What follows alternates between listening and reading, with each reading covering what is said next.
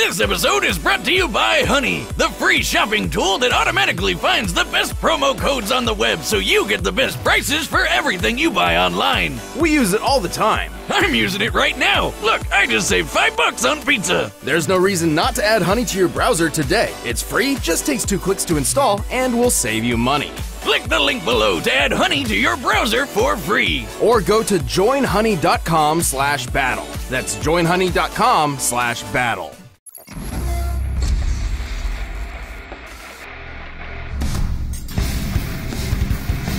Among the soldiers of history, the samurai is one of the most prestigious and dangerous. So let's pit 2 of the best of them in a fight to the death.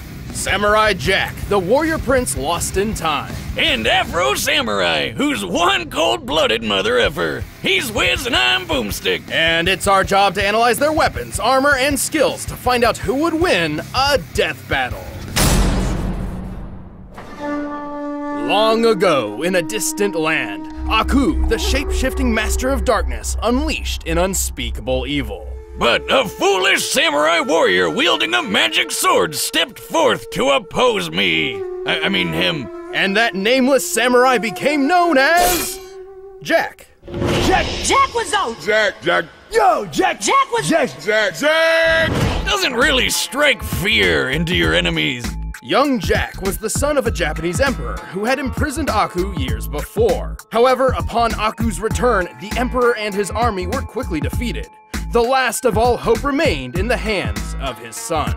Oh, look how small he is! Well, to prep for beating the snot out of Aku, little Jack traveled the world, training with the best of the best. Most notably, he learned horseback riding from a sheikh, staff fighting in Africa, wrestling from gladiators, axe throwing from a Russian boyar, mounted combat from the Mongols, martial arts from Shaolin monks, and archery from freaking Robin Hood! You know, everyone's favorite talking fox. Ooh, da lolly. Wrong Robin Hood. That's your opinion. Jack's progress was exceptional. At just 8 years old, he defended a whole village from a band of marauders. All before he could even legally drink the good stuff. 17 years later, he was ready for the final boss. He just needed one more thing. His pajamas. No, his katana. Katana, pajama, tomato, Alfredo, it's all the same. But before Jack could put his training to good use, Aku pulled a bitch move and zapped him hundreds of years into the future.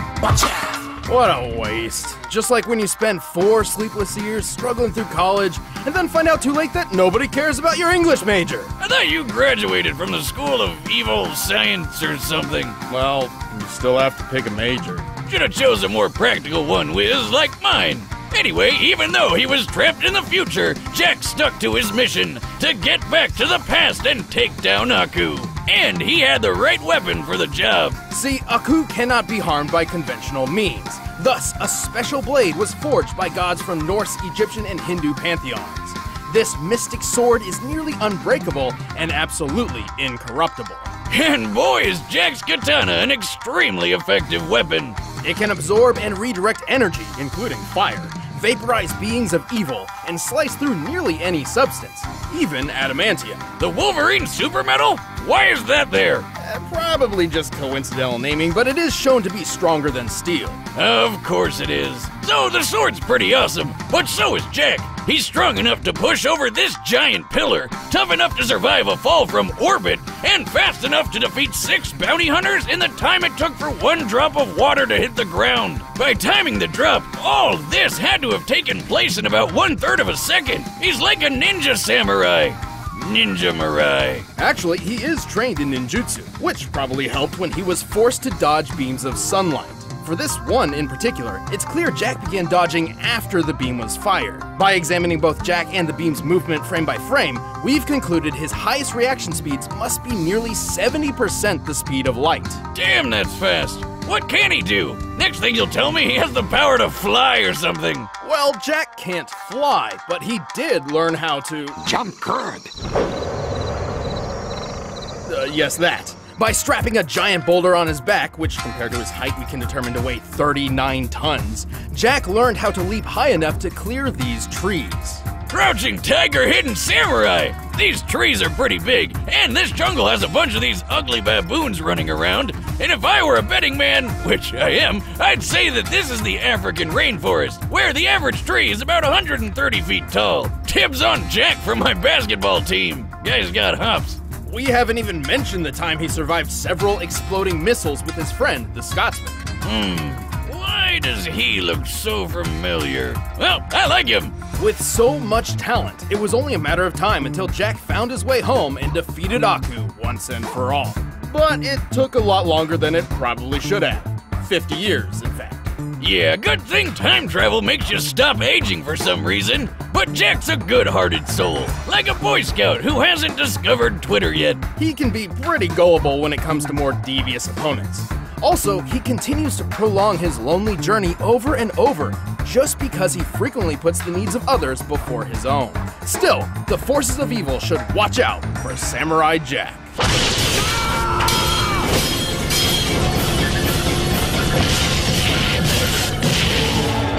Who else wants some? The stories that surround the two sacred headbands are as many as the men who died in their pursuit. What's so special about some strips of headcloth?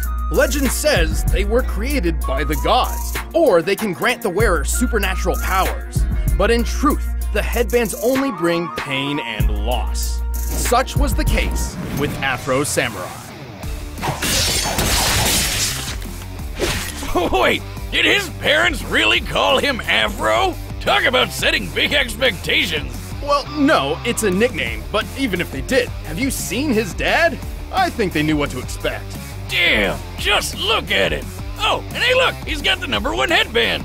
Here's how this works. The person who wears the #1 headband is said to rule the world, and the only person who can challenge the #1 is whoever possesses the #2. In contrast, anybody can challenge the owner of the #2 for the right to wear that headband, and thus gain the right to challenge the #1. So, like, you just work your way up so that only one guy in the world can challenge you?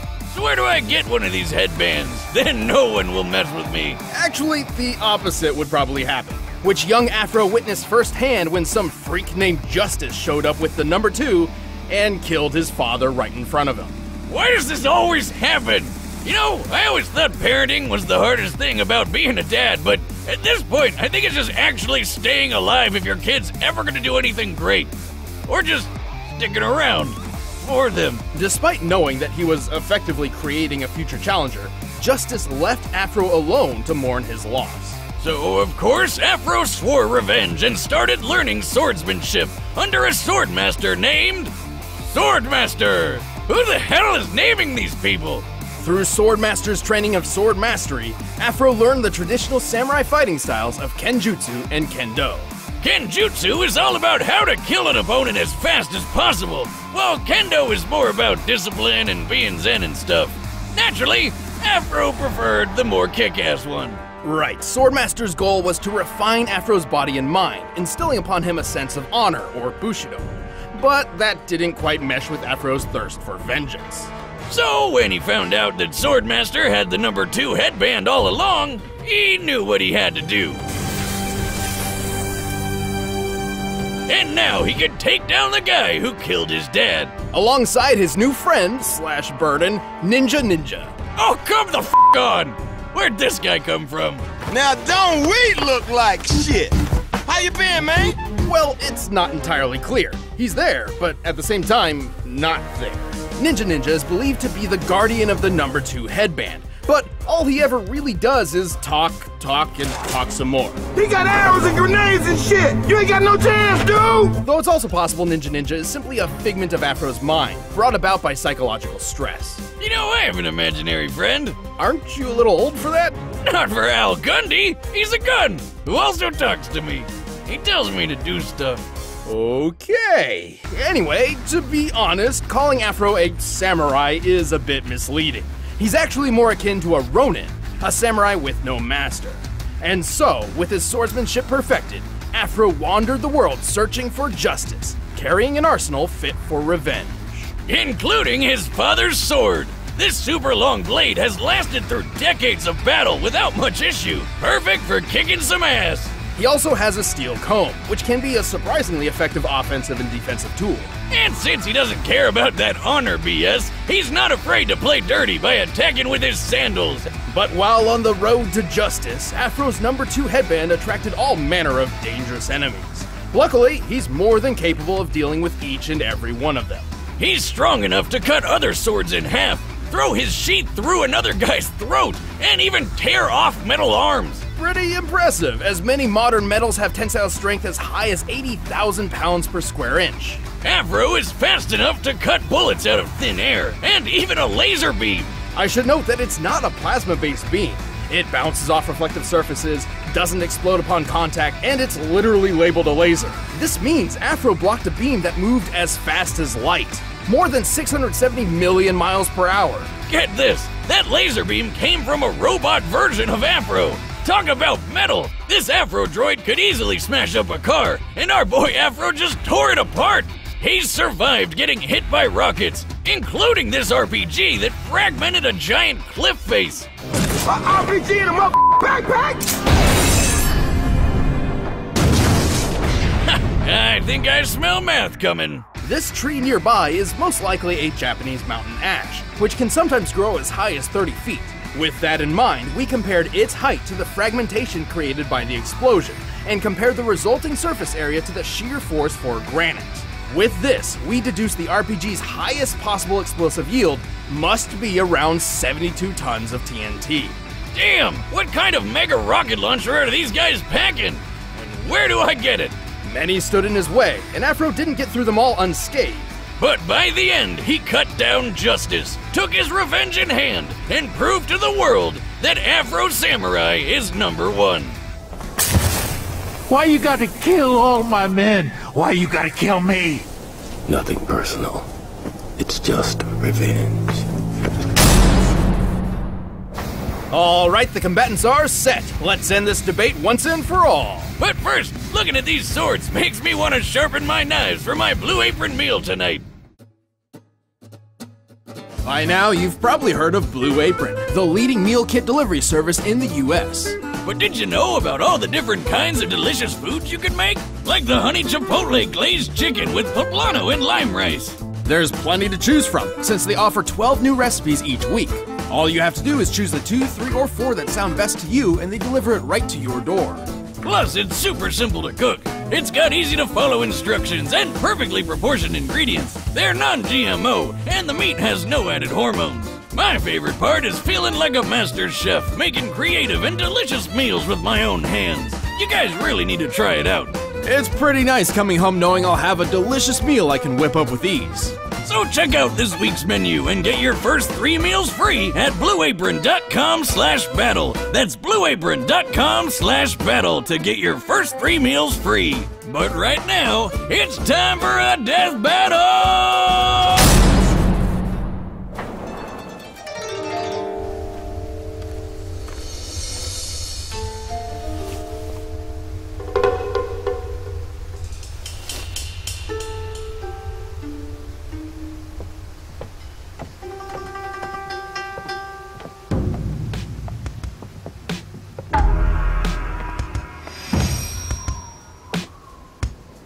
Your sword smells of blood. So does yours. Fight!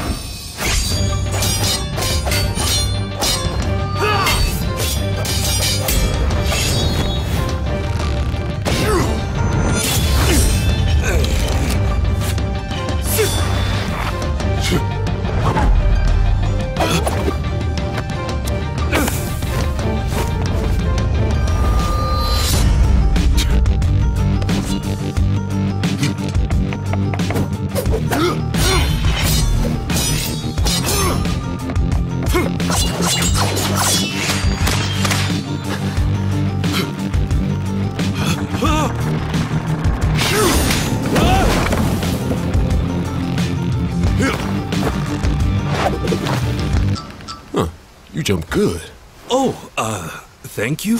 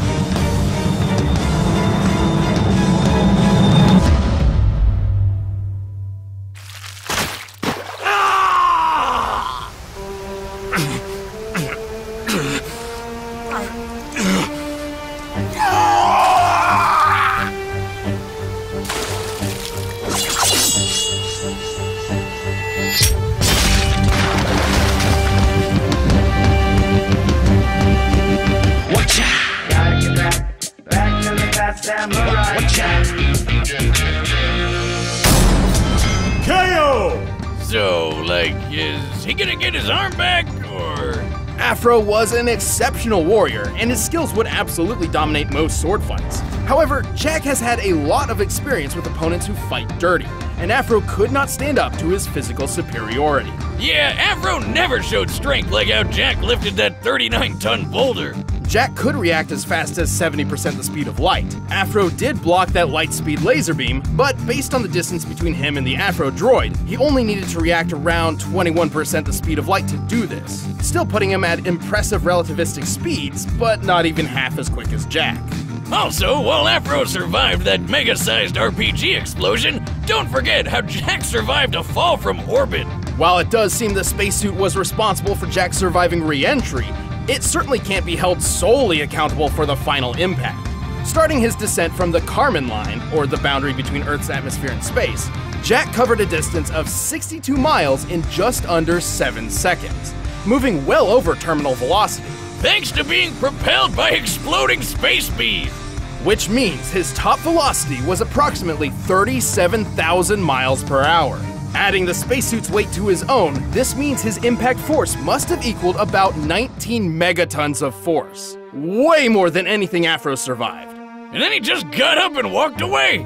Badass. In the end, Jack was just too fast, too strong, too tough, and too well trained for Afro to handle. The winner is Samurai Jack.